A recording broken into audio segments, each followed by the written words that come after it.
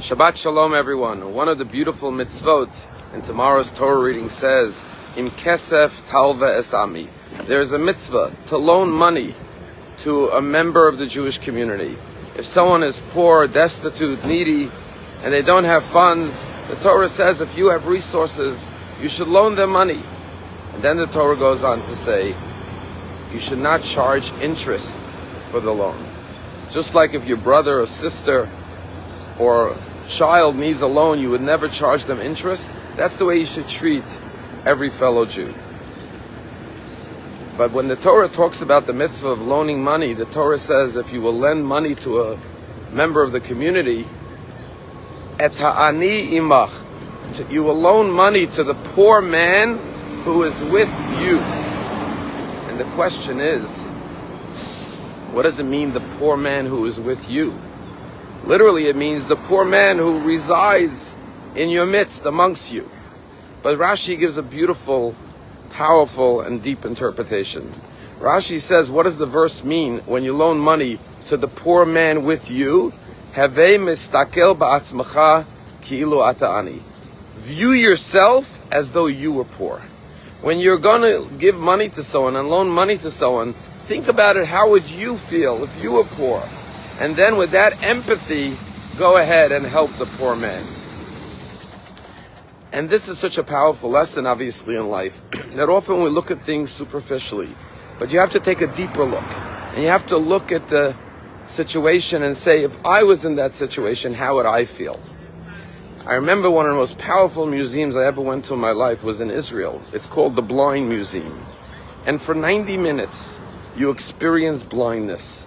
And your tour guide is blind. You come into a room, it's pitch dark, no windows, absolute darkness. If you pick up your hand in front of your eyes, you see nothing. And your tour guide welcomes you and knows your name, gets to meet everyone in the group. And you go from room to room. In one room, you experience a concert in the darkness. In another room, you go shopping in the market in the darkness. And then you go into a cafeteria and you order food and eat in the darkness. And you go on a boat ride in the darkness. And for 90 minutes, you feel what it means to be blind. And I remember leaving this museum and thinking, wow, first of all, what a gift to be able to see. Because when you come out of the museum, you meet your tour guide who is blind, who can never see. And suddenly you appreciate everything you've seen. But also, next time you see a blind person, you don't just avert your eyes and look the other way. You know that this is a human being. This is a person with a life, because you get to know your tour guide, you hear their story, how they live, and you have new admiration and respect for them, because they have to go through life, get on a bus, go to work every day, come home and cook dinner, do all their work of life, but they don't have the eyes to be able to see their way around life. And suddenly you have a new depth of appreciation and love for the blind person. And that's true in everything in life. You have to put yourself in someone's circumstances. When you see a poor person, think about how difficult it must be to not have the funds to do anything, and always struggling to figure out a way to do something without having adequate funds. And instead of feeling, this favor towards the poor person, you'll have compassion and love and concern for that individual. But something fascinating emerged from the Blind Museum, and that is when you meet your tour guide in the blind without seeing them, you get to know who they really are from the inside out. You hear their kindness, their thoughtfulness, their compassion. You get to know the real person. You come out and you see your tour guide. Unfortunately, sometimes they're a person that has a physical deformity, and you realize that if you saw this person in the street, you would not see who this person is. You would see them superficially. And it's almost as though you could see with more clarity in the blindness, in the darkness.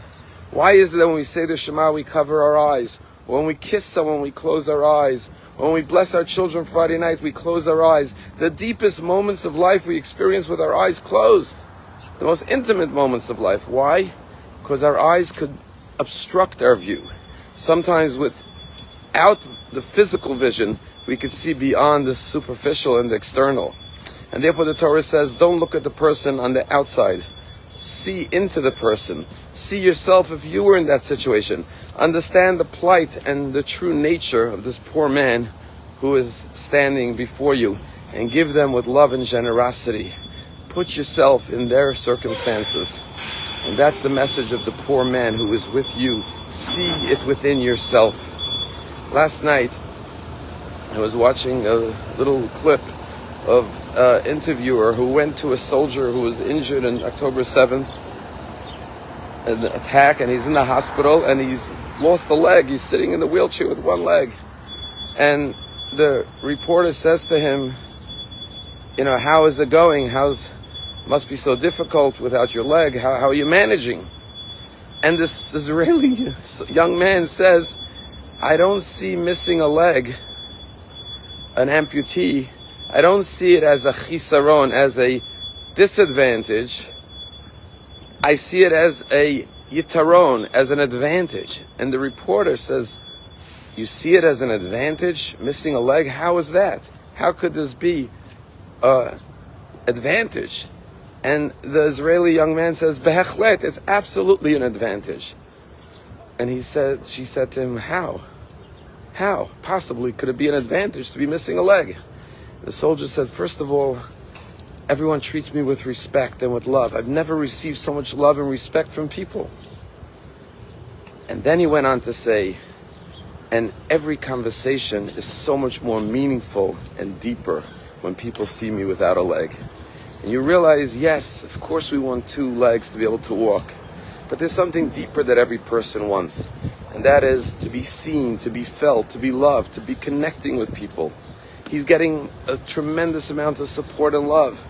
And furthermore, he says the conversations are no longer meaningless and superficial and trivial. Now people come to me with their deepest stories, with their deepest ideas and sentiments. And that's the advantage of having one leg. May we all be blessed to be healthy and strong and have all the financial resources that we need.